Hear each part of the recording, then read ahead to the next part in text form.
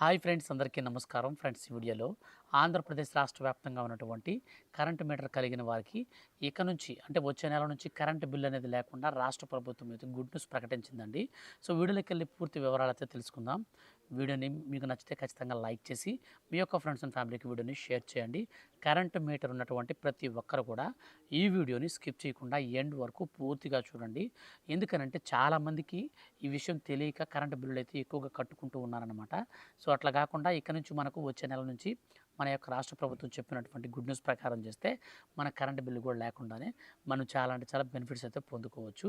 ఇక వీడియోలోకి వెళ్ళి పూర్తి వివరాలు తెలుసుకోబోయే ముందు మీరు ఇప్పటి వరకు మన ఛానల్ని సబ్స్క్రైబ్ చేసుకోకుండా చూస్తూ ఉంటే దయచేసి వీడియో కింద ఉన్నటువంటి బ్లాక్ కలర్ సబ్స్క్రైబ్ బటన్ని క్లిక్ చేసి పక్కనే వచ్చే బెల్ సింబల్ని ఆల్ పైన ట్యాప్ చేయండి.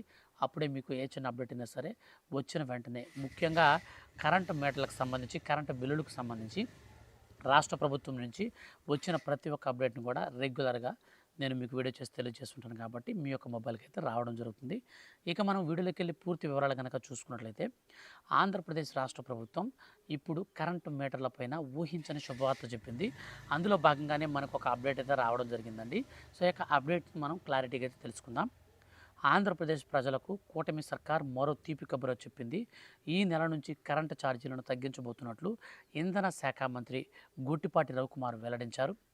ఇవాళ అనకాపల్లి జిల్లా మాడుగుల నియోజకవర్గ పరిధిలోని చౌడువాడ కింతల గ్రామాల్లో కొత్తగా నిర్మించిన సబ్స్టేషన్ను ప్రారంభించినటువంటి ఆయన ఈ సందర్భంగా గొట్టిపాటి రవికుమార్ మాట్లాడుతూ, గత ప్రభుత్వం ఎఫ్ఈపీ ఛార్జీల రూపంలో యూనిట్కు 40 పైసలు చొప్పున అధికంగా వసూలు చేసిందని, దీంతో పేద మధ్యతరగతి ప్రజలు తీవ్రంగా ఇబ్బందులు పడుతున్నారని పేర్కొన్నారు. ప్రస్తుతం ఆ ఛార్జీని తాము 13 పైసలకు తగ్గించబోతున్నామని, ఈ పరిణామంతో విద్యుత్ వినియోగదారులకు కాస్త ఉపశమనం కలిగిందన్నారు. రాష్ట్ర వ్యాప్తంగా 11 జిల్లాలలో 250 కోట్ల వ్యయంతో 69 సబ్స్టేషన్లు కొత్తగా ఏర్పాటు చేస్తామని చెప్తున్నారు. 20,000 రూపాయలు ఎస్సీ ఎస్టీ లబ్ధిదారుల ఇళ్లపై ఉచితంగా సౌర విద్యుత్ యూనిట్లను కూడా ఏర్పాటు చేస్తామని మంత్రి గొట్టిపాటి రవికుమార్ హామీ ఇచ్చారు. సో ఈ విధంగా మనకు అప్డేట్ అయితే వచ్చిందనమాట.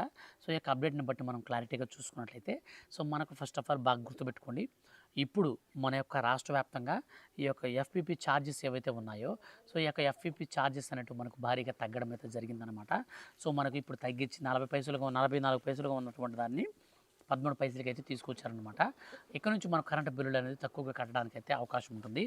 అదేవిధంగా మనకు ఎవరైతే ఎస్సీ ఎస్టీ కరెంటు మీటర్ వాడుతున్నటువంటి వారు షెడ్యూల్ కులాలకు సంబంధించిన వారు ఎవరైనా ఉంటే వాళ్ళకి రాష్ట్ర వ్యాప్తంగా ఉన్నటువంటి దాదాపు 20,000 మందికి ఎస్సీ ఎస్టీ లబ్ధిదారులకు ఇళ్లపైన ఉచితంగా solar system, so solar panels అనేది ఏర్పాటు చేసి వాళ్ళకు వచ్చేసి పిఎం సూర్యఘర్ యోజన పథకం కింద వాళ్ళకైతే ఎలిజిబిలిటీని అయితే ఇవ్వబోతున్నారనమాట. సో పిఎం సూర్యఘర్ యోజన పథకం కింద ఎవరైతే ఎస్సీ ఎస్టీ కులాలకు సంబంధించినటువంటి ఫ్రీగా 200 యూనిట్లు కరెంట్ కన్జ్యూమర్ అయితే చేసుకుంటూ ఉన్నారో, సో అటువంటి వారందరికి కూడా ఇప్పుడు ఈ గుడ్ న్యూస్ అయితే వచ్చిందనమాట. సో కాబట్టి మీరైతే బాగా గుర్తుపెట్టుకోండి, మన యొక్క రాష్ట్ర వ్యాప్తంగా ఉన్నటువంటి ఎవరైతే జెన్యూన్గా అర్హత కలిగినటువంటి వారు ఉంటారో, అంటే ఎస్సీ ఎస్టీ కులాలకు సంబంధించి కరెంట్ మీటర్ కలిగిన వారు ఉంటారో, వాళ్ళకి 200 యూనిట్ల కంటే కూడా పైన వాడుతున్నటువంటి వారు మాత్రం మీరు ఈ యొక్క పిఎం సూర్యఘర్ యోజన పథకం కింద అప్లై చేసుకొని మీ ఇంటి మీద సోలార్ ప్యానల్స్ అయితే తీసుకోండి. గరిష్టంగా మనకు 1 కిలో వాట్ నుంచి 5 కిలో వాట్ వరకు అయితే మనకి ఇస్తారు. సో మీరు 5 కిలో వాట్ తీసుకుంటే మీకు 2-3 ఏసీలు కానీ ఈజీగా కూడా రన్ అవుతాయి. అనంతరం మీరు అంటే ఇప్పుడు మీరు కరెంట్ అనేది యూజ్ చేస్తున్నారు కదా, కన్జ్యూమ్ చేస్తారు కదా, ఎగ్జాంపుల్గా మీకు వచ్చేసి కరెంట్ మీ దగ్గర ఒక 500 యూనిట్లు ఉత్పత్తి అయిందనుకోండి.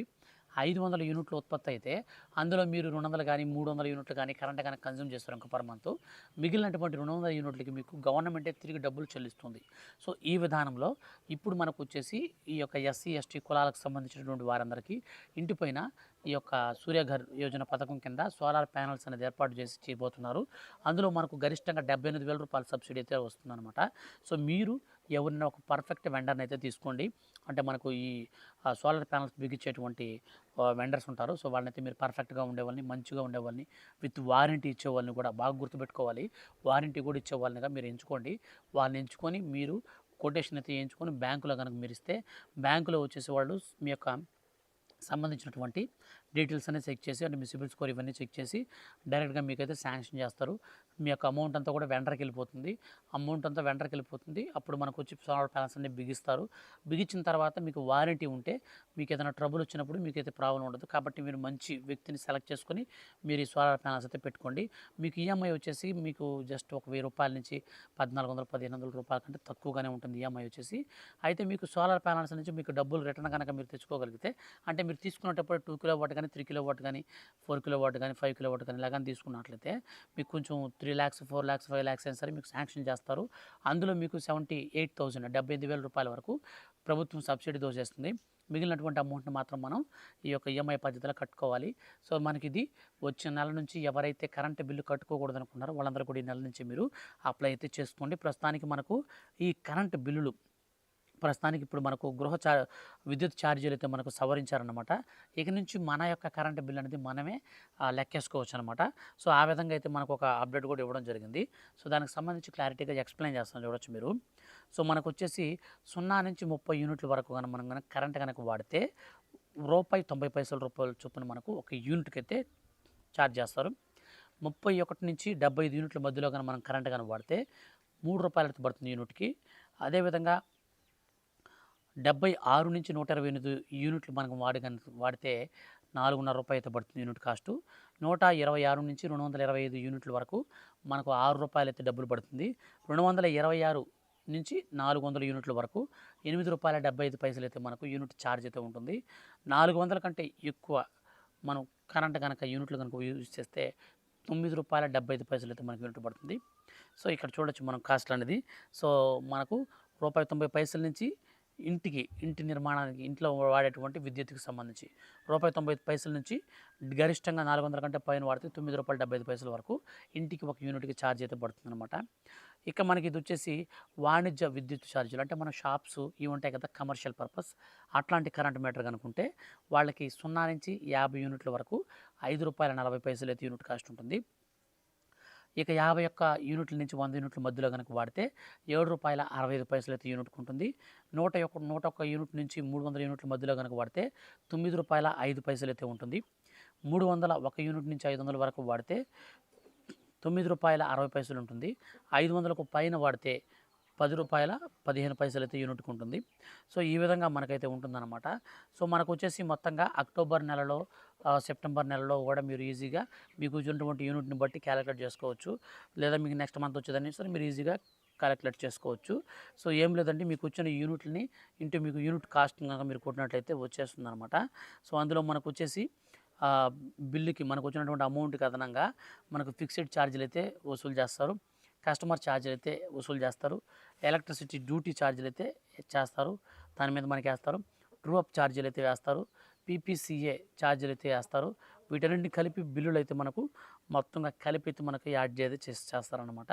సో అందుకని మనకు బిల్లులు అయితే ఈ విధంగా ఉంటాయి. కాబట్టి సో ఎవరైతే నెక్స్ట్ మంత్ నుంచి కరెంట్ బిల్లు కట్టుకోకూడదు, మాకు సింపుల్గా ఈ ఫ్రీ కరెంట్తోనే వాడుకోవాలి, పైగా మేము డబ్బులు కూడా రిటర్న్ చేసుకోవాలనుకునే వాళ్ళు ఎవరైనా ఉంటే మాత్రం మీరు సోలార్ ప్యానల్స్ అయితే ఒక బెస్ట్ వెండర్ అయితే తీసుకోండి. విత్ వారంటీ ఇచ్చే విధంగా ఉండాలి ఆ వ్యక్తి. వారంటీ లేకుండా చాలామంది మనకు తక్కువ కాస్ట్తో చేస్తారు, ఎక్కువ ఇస్తామని చెప్తారు. అది ఏమైనా చెడిపోయిందంటే పెట్టుకున్న ఒక 6 నెలలకు పోయిందంటే మనకు ఈఎంఐ అయితే కట్టాల్సి వస్తుంది. వాడు వచ్చి రిపేర్ చేయాలంటే చేయడు. సో రిస్క్ అయితే లేకుండా మీరు ఇప్పుడు నేను చెప్పినట్టుగా అయితే మీరు మంచి వెండర్ని సెలెక్ట్ చేసుకొని అయితే మీరు చేసుకోండి. మీకు ఎటువంటి ప్రాబ్లం లేకుండా అంతా అయితే సవ్యంగా జరుగుతుంది. సో ఫ్రెండ్స్, ఇదండి మనకు కరెంట్ బిల్లుల పైన వచ్చినటువంటి శుభవార్త. వీడియో కనుక మీకు నచ్చితే ఖచ్చితంగా లైక్ చేసి మీ యొక్క ఫ్రెండ్స్ అండ్ ఫ్యామిలీస్లో ఎవరైనా సరే కరెంట్ మీటర్ వాడుతున్నటువంటి వారు ఉంటే వాళ్ళందరికీ కూడా వీడియోని షేర్ చేయండి. కరెంట్ మీటర్లకు సంబంధించి చిన్న అప్డేట్ వచ్చినా మిస్ కాకుండా తెలుసుకోవాలనుకుంటే ఛానల్ని సబ్స్క్రైబ్ చేసుకొని రెగ్యులర్గా ఫాలో అవుతుండండి. Thank you for watching.